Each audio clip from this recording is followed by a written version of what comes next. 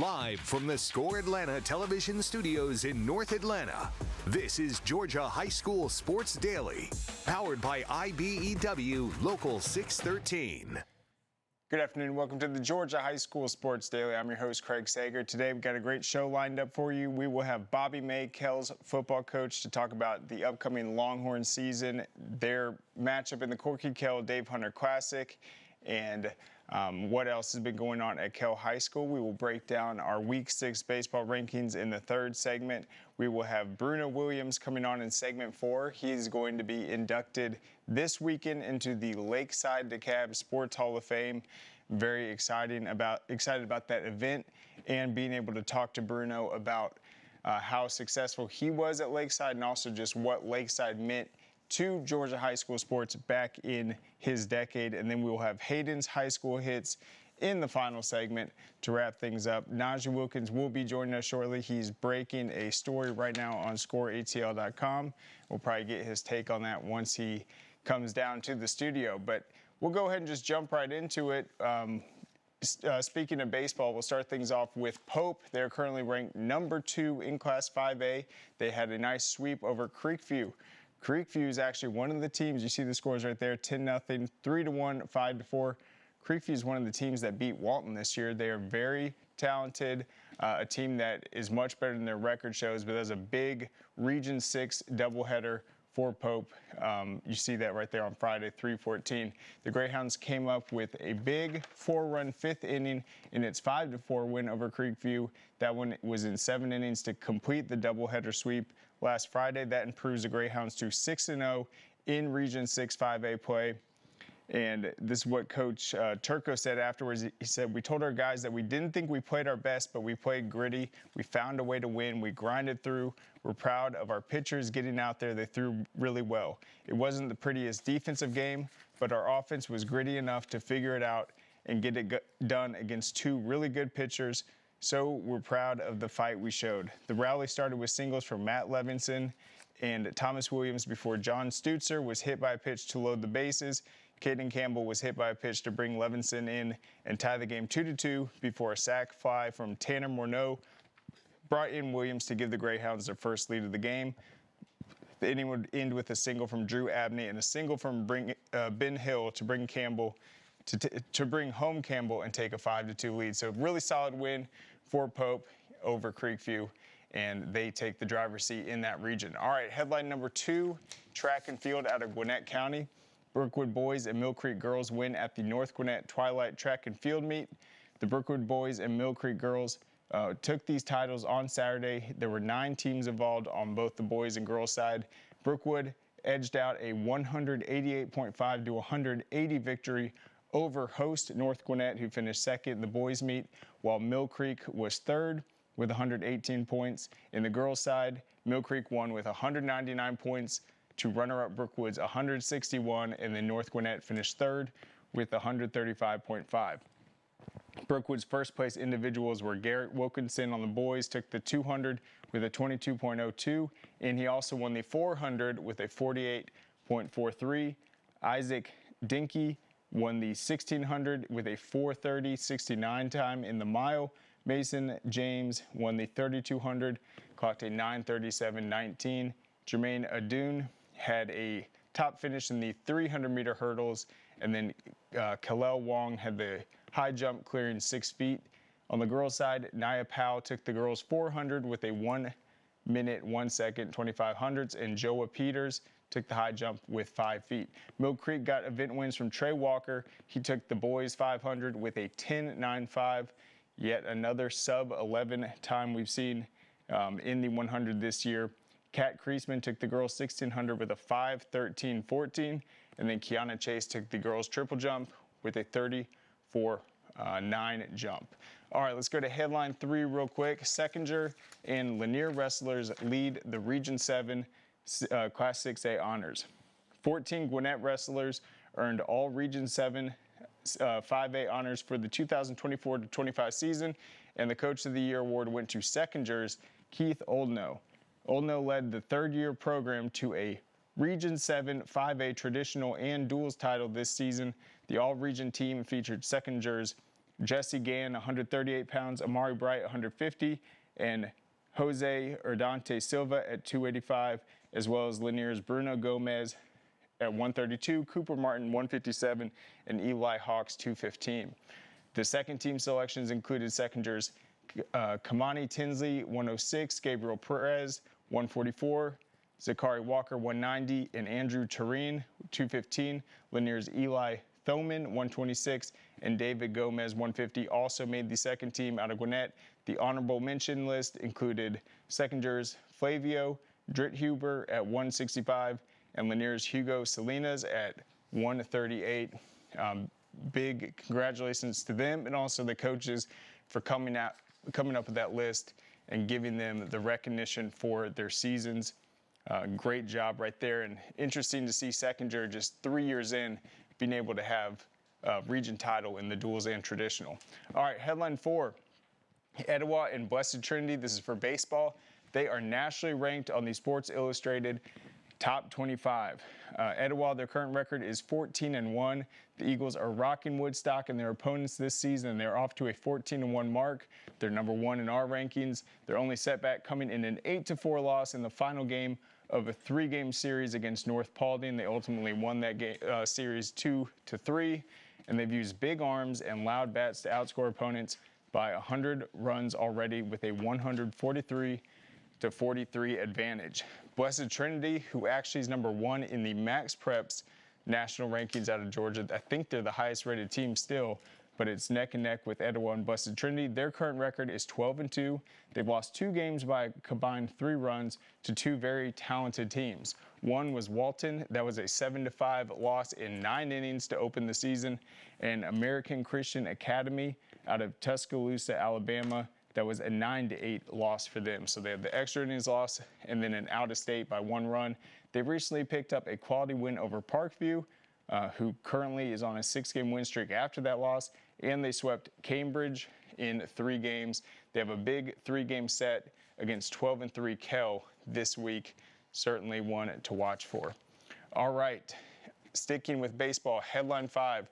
Hillgrove hands McEachern baseball its first loss of the season. The Hawks scored 4 runs in the first inning and added singles in the 4th, 5th, and 6th innings to defeat McEachern 7-2 in Region 3 Class 6A play. McEachern was 14-0 heading into this. Leandro Sanchez had a double and drove in 2 McEachern runs. Tice Williams added a double. Hillgrove, after that win, improved to 4-7 on the season and 1-1. They traveled to Harrison next, and then McEachern. That dropped them to 14-1 on the season, but also 1-1 in Region 3 Class 6A. They will host Pebblebrook next. And that's actually what we saw last year with this region. Marietta, I believe, ended up having the most wins within the region to get a high seed, but it was so close with Campbell, Hillgrove, McEachern all playing very well against their non-region opponents and kind of canceling each other out. So seeing Hillgrove win that early game against McEachern certainly shows that it will be another log jam of a region. All right, headline 6 real quick. We got Najee back in here, but I'll handle this one real quick. Earl Etheridge was honored for his impact on the Savannah sports scene for his over 60 years of work. A native of Alabama, Earl Etheridge came to Savannah in 1963 and has been entrenched in the high school sports scene in the hostess city in Georgia ever since. Now 87 years old, Etheridge just recently stepped down from his day-to-day duties as an athletic administrator within the city's athletic department, where he worked for nearly 3 decades in his second career after working as a coach and teacher in the Savannah-Chatham County Public School System. He had coaching and teaching stints at Savannah High, Windsor Forest, and Beach before stepping away to work for the city. He has also worked with the GHSA since 1967. He's a member of multiple Hall of Fames, including the Greater Savannah Athletic Hall of Fame, where he has also served as the organization's president. Etheridge and his wife of 61 years, Becky, still live near Lake Meyer and have 2 sons and 2 grandsons. Etheridge will pick up another honor for his impact on the local sports scene as a recipient of the Lifetime Achievement Award at the Coastal Empire Sports Awards Show presented by Georgia Ports. That will be on May 27th at the Johnny Mercer Theater. All right, Najee, got you back in the studio. What's up? All right, y'all. So breaking news. It's on scoreatl.com, so make sure you go there. But officially, per multiple sources, Darnell Kelly has officially transferred, Craig. He's transferred to Langston Hughes High School. It is official. That is where he's going. He actually started his prep career here at Langston Hughes. Obviously played really well there, and then went to Peachtree Ridge for a sophomore and junior year, compiled nearly 5,000 yards, over 50-plus touchdowns in his career with Peachtree Ridge, but he is headed back there to pair with Carson Baker and Xavier Taylor, both 4-star prospects. Yeah, so Darnell's obviously already gotten a lot of attention from the colleges. He's been incredible, putting up some of these performances, had another great season. So he's already got the recruiting attention. What can he benefit from playing at Hughes next year? That's a good question, Craig. What can he benefit? I think, he already came from obviously a great program, obviously in Peachtree Ridge, 6A, but I think with Langston Hughes, he's going to get a lot of players that have a lot of speed. They're quick. I think, obviously with Enrico Hydes being the new coach, he'll get to learn in the system with him. And I just think being able to be exposed to a program that wins a lot. I mean, obviously Coach Boone Williams is no longer there, but having obviously him there with that crop of talent, I think they're right back in that conversation for contention. Not to say that Peachtree Ridge isn't. Peachtree Ridge is a great program run by Coach Matt Helmrich, who's always in contention as well, but I think he's going to have probably a little bit more talent. Yeah, and obviously they have a new coaching staff, but I feel like Hughes, they can run the ball very well. Yeah. When they set the state record for points last season, they had Justice Savage a few years ago, but when I think of Hughes, they're not afraid to air it out. And a quarterback like Darnell Kelly, I think using that speed, that track speed they still are going to have, and then a quarterback with his experience, they're going to be very tough to stop. Yeah, I agree with you, Craig. As we wrap up this segment, I just think, obviously, with Baker being there, Tiller, and then now you got kind of a 1-2 punch. You can hand the ball off to Baker, and you can also air the ball out, and then their defense is always really good. So it makes for almost a match made in heaven to me. Yeah, huge news. And obviously, that's going to be a storyline the entire season. Yep. Hughes is going to be very talented in that Class 5A that finished runner-up this last year, and you have a quarterback with 2 full years of experience where he's been able to go neck and neck with North Gwinnett, Norcross, all those teams, winning a share of the region title, having success in the playoffs. So that's exactly what Hughes needs, just with the new coaching staff to keep this thing exciting. 100%. All right, guys, right after the break, we will be talking to Kell head coach Bobby May. So don't go anywhere. Come right back here on the Peachtree Sports Network. Great teams are committed, focused on the details, and work hard to be their best. From practice to games, right down to their gear. Your field is a critical part of the game that allows your athletes to showcase their athletic abilities. Sports Turf is committed to bringing your team innovative sports surfaces with unparalleled performance. You bring the vision. Our team brings it to life. This makes my dad proud. He went through his whole career as an employee. Now I'm the employer, something he didn't achieve. We are signatory to IBEW and do IBEW people wherever we go that we feel like they are faster and better than any of our competition. The advantages of being a signatory contractor is you're trained employees. You have unlimited manpower. It allows me to bid on jobs that I ordinarily would not go after. We celebrate the athletes, the buzzer beaters, the record breakers, the wins. Now, it's time to celebrate the people behind it all. The advice givers, the community shapers, the game changers, the life changers. It's time to celebrate our coaches.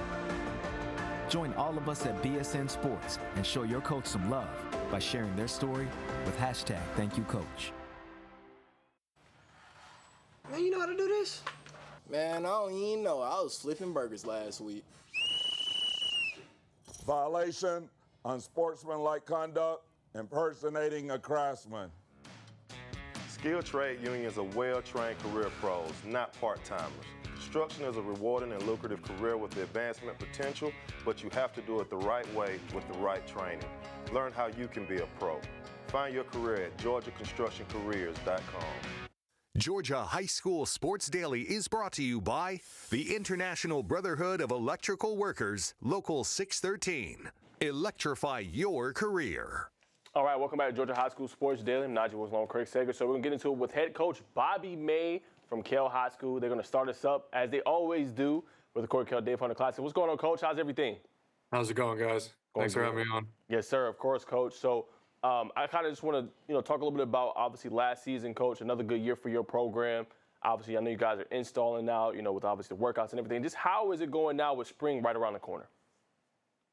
We're focused on getting stronger in the weight room. We got a lot of kids playing different sports, so we're not doing a ton of install and things like that yet. We have 95% of our kids are in track or lacrosse, or a couple of them are in just finished up wrestling. So we're just starting to get to the football stuff, but we've been lifting hard since December, and we're ready to start getting after some football stuff here soon. Yes, sir. And then, Coach May, what do you just think about the initial matchup? Obviously, you're going to be one of the first in the country to kick off in the Corey Kell Day Hunter Classic against South Paul. Just what's your thoughts on that initial matchup? Yeah, I mean, we're excited to be on that first day at least of high school football. Obviously, with a late game, but Maurice is a good friend of mine at South Paulding. He's they got a really talented program. They got some big kids, and I think it'll be a good game. I don't think their record shows how talented they were. They were similar to us. They were pretty young last year, so he does a good job. So I think it'll be a fun game. For sure. And then I want to ask you about some of the talent you have, Coach. I just want to ask about Caleb Narkeezy. He had a really good junior season. Just what's your thoughts on him, just him being able to come in and start last year, and just his continual progression throughout the year? Yeah, Caleb Narcisse he's a two-sport athlete. Like I said, we got some kids playing baseball too, which I should have mentioned. He's a pitcher, so he came in last year and he kind of flew by the seat of his pants as far as getting reps and things like that in the spring. But now, he got better every single day, every single week. I felt like he was playing really, really well towards the end of the season, and I think that's true for a lot of our kids, just being so young last year. But we're happy to have him back. I mean, I think he's a better athlete than a lot of people think. He's probably got the strongest arm I've ever coached in high school, and he started making really, really good decisions towards the end of the year. So we're excited about him. For sure. And I got one more question before I throw it to Craig. I want to ask you about the defensive side of the ball. You got some players that have been blowing up. Braden Rouse is really good. We know Jalen Williams, your corner. You got really good safeties back there. Just what's your overall impression? I know you guys haven't done football yet, but just those talented guys coming back for your defense this year. Yeah, I mean, we pretty much returned 9 starters from last year's team, and then a couple guys who played a ton. So we're excited about their progression and what potential we have on defense. Obviously, potential doesn't really mean much, but Braden and Jalen and those guys. Jalen got surgery in this, so he won't play in the spring. We have 4 or 5 starters on defense really that probably won't play in the spring, but they'll be ready by the fall. But Jalen and Braden, they needed to just continue to embrace a leadership role for that defense. Because guys kind of look up to them, and I think the sky's the limit for that group for sure. But we just got to keep progressing in the weight room, and then, like I said, on the field once we get in the field in the spring. And then, Coach May, you mentioned about 95% of your guys are multi-sport athletes. Obviously, you've been dealing with it since you got to Kell. This is your 4th season. Is that the same sort of percentage when you first got here, or have you guys been encouraging guys to go out for track that maybe wouldn't have, or is that sort of like a requirement you guys have? Yeah, so when I got here, it was probably less than 50%. So I was the head lacrosse coach until this year. Now my assistant head coach is the head lacrosse coach. So we, and then Coach Ferdinand, when the track program was pretty low numbers, but we have 4 football coaches that coach track. So we pretty much, essentially, if you can't run track or you don't play baseball, you play lacrosse. So we do have 4 or 5 baseball kids. So we pretty much, like I said, we encourage our kids to play multiple sports. So no, that was not like that when we got here, but we think it's good in the long run. And right now it's a little tough, obviously, because you can't do some of that extra football stuff, but I feel like there's plenty of time in the summer to catch up with that. And long term, I think it does our program, a big service. Certainly, and you guys will be, that day, it was the first football games pretty much in the entire country. You guys will be the back end of that doubleheader. When you were playing that early first game of the season, you obviously get some time after that to prepare for the rest of the year, but what are some of the challenges just playing that early and what you want to see from your team just in that initial game to kick things off? Yeah, I think the first challenge is with that acclimation week, with playing that early scrimmage. You only have 1 day of pads before you scrimmage somebody else. So we're scrimmaging New Manchester, who's really, really talented, and we do kind of a scripted scrimmage. So, but playing that early, obviously, it's hard because Obviously, you don't have as many days as some of the other guys, but I do like that we play on Wednesday and we get an extra couple days built in before playing the next Friday. So we do get some time, almost like an extra bye before playing the next Friday. So it does work out in the end, and we like the schedule. We're used to it now. We practice on that weekend before, so our kids, like I said, this is the fourth year doing it, so our kids are pretty much used to it now. And then, Coach, you got some returning pieces offensively that you saw obviously play these last few years. Mooney Gibson, a big-time weapon in that backfield. How important is it just in the spring and heading up to the season just to work on some of the depth you guys have on the roster and that evaluation process, just getting new guys in the mix that can help you out? Yeah, I think the thing for us last year is not only were we young, we were pretty unlucky health-wise. So, Mooney's our other running back, Dante Grant, who's also 27, had a really, really good first 3 games of the year, and then he tore his meniscus, and we had some health stuff with some other guys. So just building that depth, because obviously as you do what our goals are, we want to play a lot of games, and we need to have some guys ready to do that. So just building that young depth is going to be really important. And then obviously we got a lot of guys on offense coming back that have played a lot of snaps, but we have some young guys who are talented but haven't played that many snaps. So we got to kind of bring them all into the fold. And then, like I said, I mean, the teams who usually are playing the longest are the teams that have good depth and have developed depth early in the season, even sometimes if it's at the fault of a score or a non-region game or whatever it is. You have to develop that depth early in the season so they're ready when they're called on. And then, Coach, just what's just your thoughts on the trenches, kind of headed into the next season? Are you returning any stars? How does that position group look for you on the offensive line? Yeah, so we returned three and a half starters, I guess I would say. We returned 4 guys that have started games on the offensive line for us. We lost both of our tackles from last year. So we feel good about their development. We got to work on kind of some athleticism in those positions. But like I said, overall, we feel pretty good. We returned 8 starters on offense and like I said, 9 or 10 on defense. So, but in the trenches, obviously, is where it's won. Our defensive line, we returned, 3 starters, really another guy that started a lot of games, but the defensive player of the year in the region we lost, who's a big loss for us. But again, we feel pretty good about where we're at, but it all matters what happens in the summer and how we put it all together. And then speaking of that, Coach, if you don't mind sharing, just what does your spring schedule kind of look like? I know obviously you said some guys will play, some of your stars won't play, but what does that look like if people want to come out there and see Kale? Yeah, so our first practice is April 29th. We scrimmaged the 15th against McEachern. Kareem's a good friend of mine. They have a really, really good program, talented program. So I think it'd be a really good thing to showcase our kids against each other. We play at Cal on the 15th at 7 p.m. and I think we'll have a lot of college coaches out there to see our kids.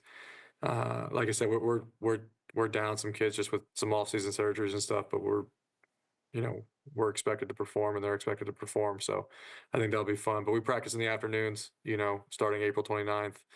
We practice at 4 o'clock till about 6:30 every day.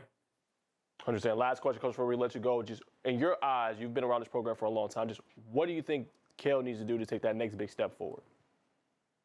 Yeah, I think obviously, last year we were right in it. We lost a close game in the second round, but we won the region championship 2 years ago for the first time in 10 years or so. And, we just need to take a step into getting those later rounds of the playoffs. I think this is our first senior class here. So going into year 4, and I think these kids have embraced, what we're about as far as the off-season programming and things like that. Our staff has been pretty consistent for those 4 years. Which is nice. So not a lot of movement as far as staff and scheme. And then, like I said, the kids are ready to go. And like I said, these kids were freshmen when I came in. So no excuses, no excuses now. 100%. Well, Coach May, I want to say thank you so much. We're excited to see you, obviously, in the Coach Kell this year, and always love covering your program. Thank you, guys. Appreciate all you do. Yes, sir. All right, guys. Coach May, coming up right after the break, we'll get into our baseball rankings with Craig Sager, so don't go anywhere. We're going to break all that down.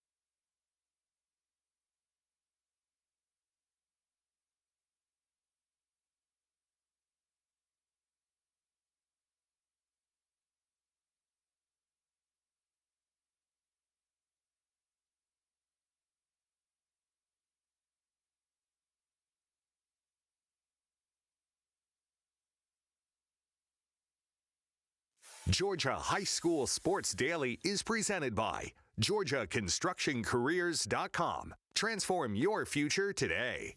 And by Smart Local 85. Sheet metal is a smart move. All right, welcome back to Georgia High School Sports Daily. Remember, guys, at home, you can get the show on the Peachtree Sports Network via YouTube TV, also on the CBS Sports local streaming app, Zeem, and on the Land News First app. I want to say thank you to our audience that watched, obviously, the Southeastern Baseball Classic this past weekend. They're really good numbers, so we want to say thank you guys so much for supporting and obviously tuning in. But, Craig, it is time for the rankings, starting with 6A. Craig, I got to get your opinion. I know they're number one in your rankings, Etowah. They are nationally ranked, Craig, at 14-1 per Georgia high school. Per high school on SI. Obviously, they've been phenomenal so far. They've outscored opponents by 100 runs already. I'm gonna let you get through the rest of the rankings, but I do want to ask you about Etowah. What makes this team so special? I think they probably got the most talented roster in terms of potential MLB draft picks. Last year, they were phenomenal also, competing in 6A. They're in the highest classification now, but they're a defending state champ that's been playing the 7A schools last year, winning those matchups, playing teams like Walton in previous years. This year, though, what you're going to see with a lot of teams highly ranked in Class 6A, they might have one loss or two losses on the season, but they aren't losing any of these three-game series. Same deal with Etowah. They had the one-run loss, not one run, sorry. They lost 8-4 to North Paulding, but then bounced back, have won 6 straight. So just one loss in 15 games so far, total dominance. They've outscored their opponents 143-43. I just think it's the pitching and just how hard they are to beat in a three-game series. 100%. And then, Craig, the rest of your rankings, I know Walton is at number 2. You got Parkview in there, Buford, North Cornell. What's been the biggest changes this week? Yeah, so Walton, well, they didn't change, but I want to make a quick note right there. They were absolutely cruising high in the rankings. We had Coach Amos on. They dropped their first game to Cherokee to open that three-game series, but then bounced back, took the next two in the doubleheader. So that was a big sign for them. That's why they held on to number 2. They're 14-3. You have Buford starting to play very well, 5 straight games. North Gwinnett, they're at number 5. They're 14-1, also only one loss, but that was an 11-0 loss to Decula. They have had some good wins. They beat Brookwood in their head-to-head, but last year I had North Gwinnett very high. They ended up maybe disappointing me a little bit once they got into the playoffs, but I think that's a very talented team. We know guys like Ryan Hall who are in their senior year. I really like North Gwinnett, and then Tift County got bumped out this week. East Coweta replaced them. Richmond Hill actually beat Tift head-to-head, but I just think East Coweta with their 13-2 start, they look really good. And then Grayson, same sort of deal as last year. Their record isn't going to be undefeated, but they're getting into the critical region matchups where they're going to have to play Parkview. And this is a Grayson team last year that made a run all the way to the state finals. So I'm not going to knock them out of the playoffs, of the rankings yet, even though I think they're about 11-5. I think it's going to take a little time for them to get going. All right, let's go to 5A now, Craig. Your top 3 all have winning streaks. Houston County is on a 7-game winning streak. Pope is on a 6-game winning streak. And Dunwoody might be the most impressive right now. 14 straight since its 9-2 loss to St. Pius. Just what's your thoughts on your top 5? Yeah, I mean, they haven't budged in the last probably 3 weeks. I think with Houston County, 14-3, 7 straight, really like them. They ended up losing their semifinals matchup to Pope last year, but I think that they're very motivated. They were the higher ranked team last year, and I think they've done enough this year. Dunwoody, 14 straight since that St. Pius loss, haven't dropped one since. Loganville's on a nice 5-game win streak, and their last 3 wins actually came with a sweep of Winterboro, who dropped down to number 8. I still really like Winterboro. You got Villa Rica. They're also on a 14-game win streak after losing their opener. They're 14-1. Lassiter, number 6. They're on a 6-game win streak. And then the new teams this week, you saw Greenbrier drop out. Even though I really like them, they'll probably be back in it, but I think they've dropped down to about 6-9 on the season, somewhere around there. And then South Paulding's had some big wins. They're at 13-2, and they're undefeated in their region, so I put them in the poll this week in place of Greenbrier. There you have it. And then let's go to 4A.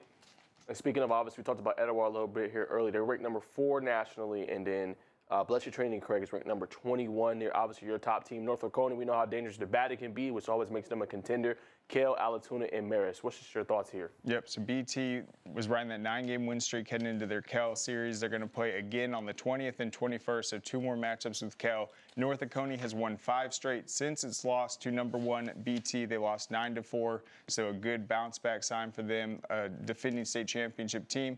Cal is really talented. They did great in 5A last year. They're dominating this year. Stars Mill put them at number 6. They're on an 11-game win streak after an 0-3 start. They're playing very well. St. Pius still undefeated.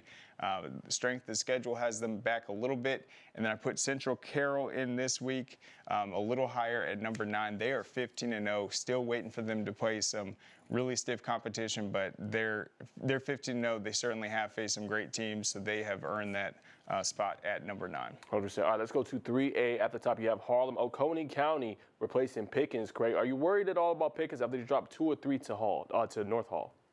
Yeah, I mean, that's a tough one. So the reason, even though it was a very competitive series, losing to North Hall 2 games of 3, that will hurt them potentially in the playoffs, maybe having to go on the road in the 2nd or 3rd round. So that was a tough loss. North Hall could have the edge now, a driver's seat in that region, but I still kept picking slightly ahead of them. I think they were like 14-1 heading into that series. So really their first challenge so far this season, losing a series.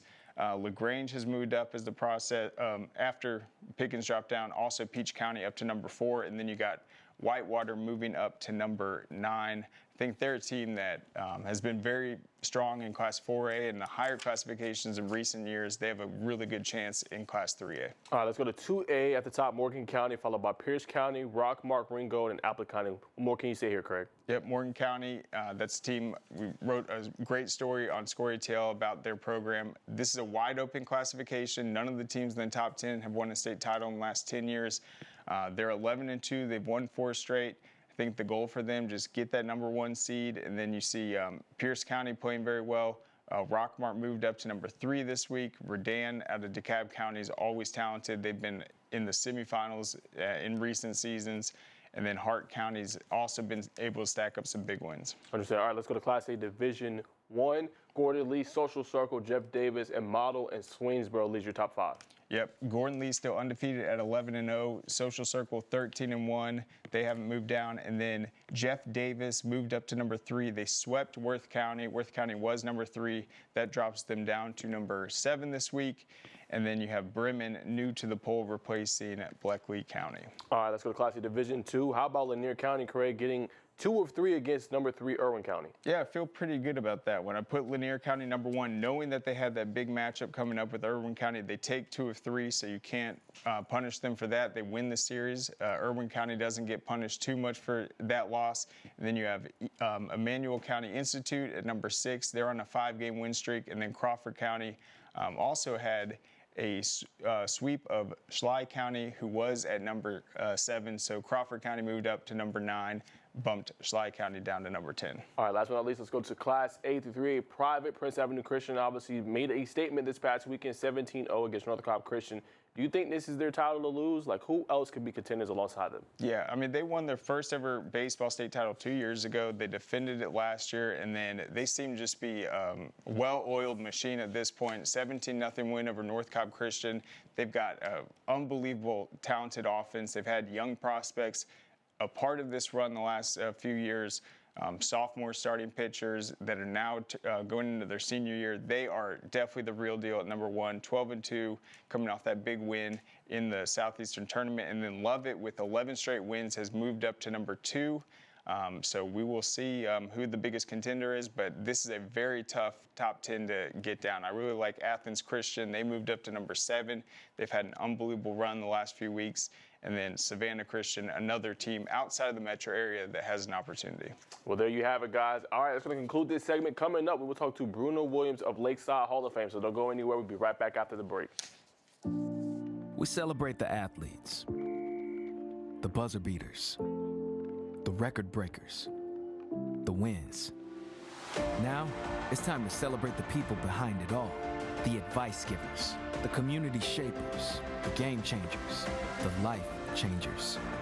It's time to celebrate our coaches. Join all of us at BSN Sports and show your coach some love by sharing their story with #ThankYouCoach. Dang, where you get this car? You need to join the union. The union? Absolutely. You can get 10 of these. Union construction workers earn the highest wages with the best benefits and the most protection in the construction industry. Find your career in construction. Go to GeorgiaConstructionCareers.com and start your future today.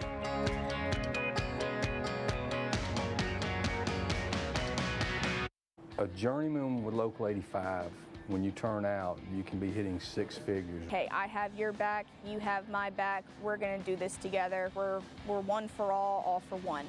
College just wasn't for me. Let's look into actual career jobs that wouldn't take college, where I wouldn't, lose money and all that. Instead of losing a lot more money at the end, why not make money and make more money at the end?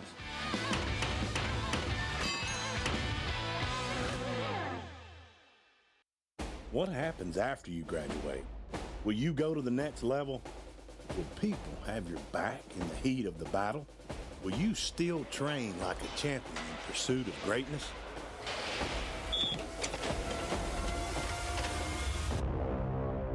You will when you become an IBEW electrician.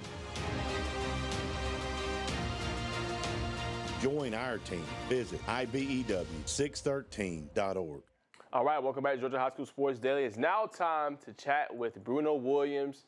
Officially, he will be inducted to the Lakeside Hall of Fame. Congrats, sir, on this special honor and a great career. I appreciate it very much. Thanks for having me. Yes, sir, anytime. So I just want to kind of start. You were a dual sport athlete at Lakeside. How did you balance both of those and just be elite, not only on the gridiron, not only on the mound, but also in the classroom? Just talk a little bit about that. Yeah, well, it kind of started, we came from a lot of the kids that I played with during the time kind of graduated from successful recreational programs in their communities. For me, it was the Gresham Park Association, where I played both baseball and football there. So, having the opportunity to play sports in high school was just a natural progression. There were a lot of sports to choose from. And, football and baseball were both extremely inclusive programs for kids to try to have an opportunity to play both sports. Of course, the baseball team was more reliant upon tryouts, where football was more open-ended. So a lot of us got to play football at the grade level that we were at throughout, on up through, each year that we played. It's just fantastic to be able to do both things. And then, coming from a strict household, it was a priority that your academics standards were met before you had opportunities to do extracurricular activities. So that kind of drove me to look to be my best in the classroom. But the sports stuff kind of took care of itself. You work hard to get ready in practice and for the opportunities to come. And then when you get to the games, it's just icing on the cake. So, we love to play the games. We love the camaraderie between guys and moving up through high school through each grade, getting to play with upperclassmen that came and go and getting their mentorship, and then trading places with them as we got to be the elder statesmen in the program. It was just a fantastic experience all the way around.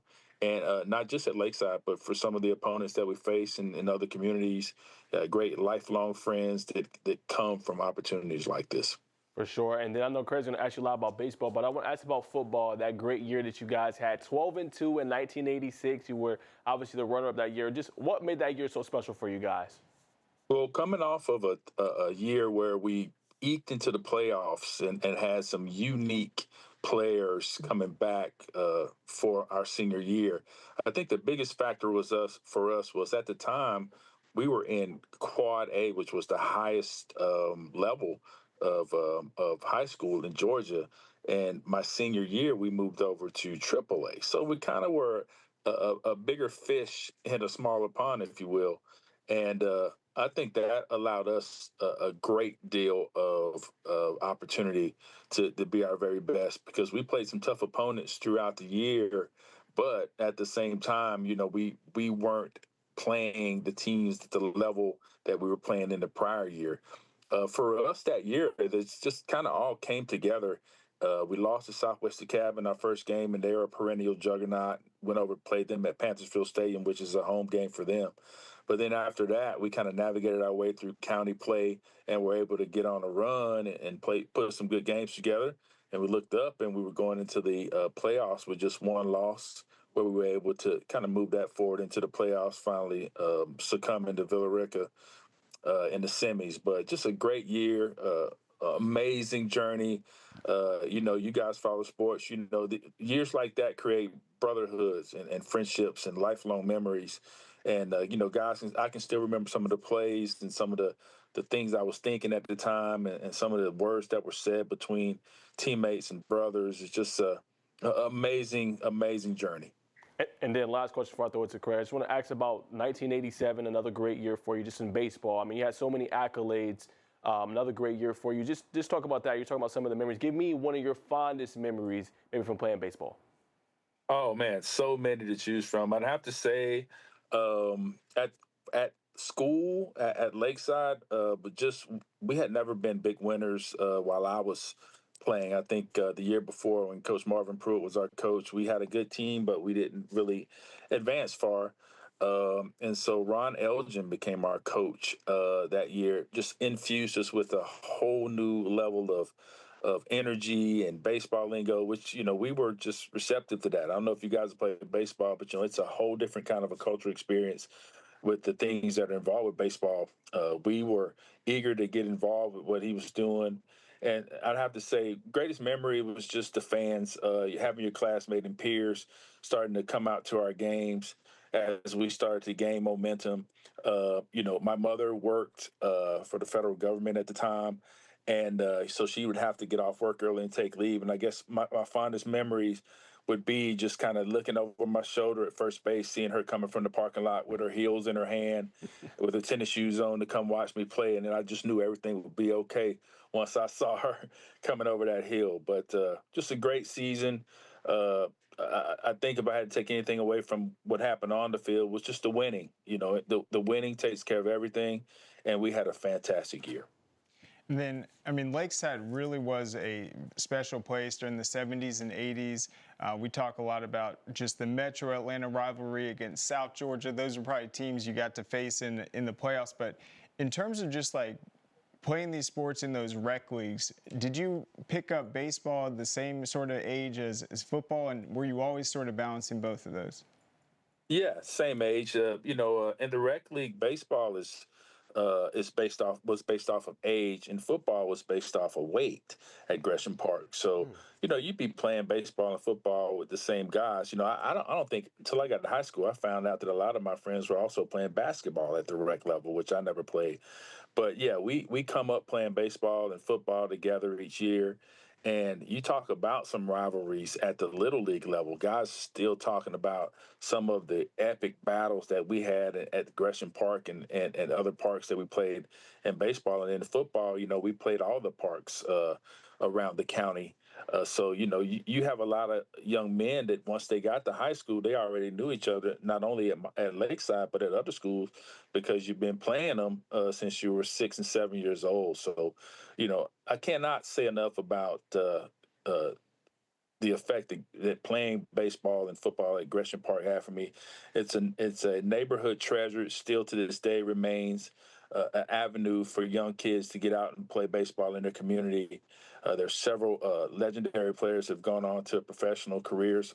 Michael Harris, the second right now, is a graduate from Gresham Park, and his father as well was a great friend of mine. So, we took that into high school with us and took those opportunities that we had at Lakeside, where we met kids from another part of the county, which seemed like miles and miles away, which now is probably about 9 to 10 miles. But meeting those kids who kind of had the same upbringing in Tucker and Central Gwinnett and some of those in Chamblee and those areas, and being able to play with them and get to know them, it made a great stew for what we were doing out on the field and also in class. And then we have a list of some of your teammates, but were there any guys that kind of had the same journey as you where you got to play football and baseball with them? Yeah, there were several. A good friend of mine, Traven Hartnett, played with me just about every year when I was growing up. And then Kevin Phillips, one of my receivers, he grew up in the Midway Park area. And then guys like Brad Heston and Jason Jones, they grew up playing ball around Lakeside and Hawthorne and some of those parks around there. So, all of us, pretty much baseball, all of the guys that were on the high school baseball team came from a little league background. And then you were the first Lakeside player to win the county batting title, also second to lead in home runs. So we know you had some power, good hand-eye coordination, but describe yourself just as an athlete at Lakeside, kind of what your skill sets were without bragging too much. Yeah, that's easy. That's easy. Honestly, guys, in football, I was a scout team player throughout my entire career from 8th grade up until my senior year. Good friend of mine, Marcus Camp, who ended up being the center for our football team my senior year, he and I would we played 8th, 9th, 10th, 11th, 8th grade in B team in varsity, and we never even sniffed the field. We would be the scout team for the starters every year. I made the transition in my junior year from receiver to quarterback, and we had a great quarterback playing that year named Mike Neiman, who helped all of us learn, and then another guy on our team, Greg Pittman, we were kind of co-starters my senior year. I was able to, we started off in a platoon situation. And then after about the third game, I was able to get in and get a few more reps and kind of take over the starting job. But, I was not I would not call myself a blue chip prospect in football by any means. Just was, I wouldn't quite say I was a game manager, but I was able to run Coach Lindsey's offense effectively. We had some amazing skill players around us like Willie Faust and Greg Lester, who went on to Georgia Tech, Torrance Brown, my tight end, and just a great group of guys. So I was a part of that more than anything in football. Baseball, I was more of an accomplished player in baseball. I was able to make varsity in 11th grade and hit over 400. But, that had no idea coming into my senior year that I would have the success. I would think, coming off of a 12-2 state semifinal football run, my confidence was probably a little bit higher and just got off to a great start. One of the things that people have said about that season was that I only had 5 strikeouts, which I would call that a huge accomplishment for me with that number, along with all the other stats that I had. But on the field, I was just, kind of a player that kind of grew into my height. Still was skinny as a beanpole, but I was getting taller.